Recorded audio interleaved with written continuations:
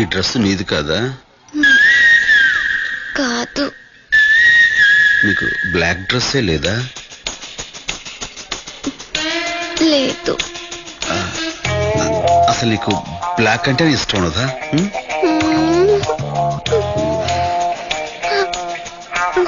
ఏంటి మరి ఈ బ్లాక్ డ్రెస్ ఎందుకు వేసుకున్నావు?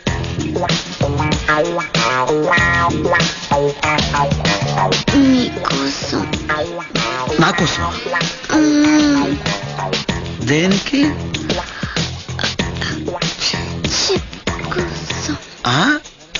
ఏంటమ్మా?